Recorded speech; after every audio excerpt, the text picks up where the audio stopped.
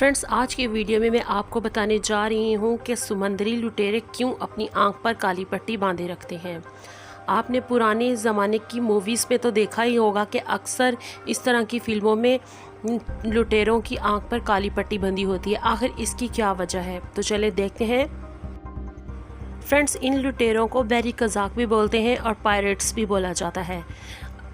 इनके बारे में ये माइथ मशहूर है कि इनको एक आंख से नज़र नहीं आता, और दूसरी ये कि इनको किसी हादसे में इनकी एक आंख ज़ाया हो चुकी होती है, इसलिए शायद ये पट्टी बांधते हैं। मगर ये दोनों फैक्ट रॉन्ग हैं।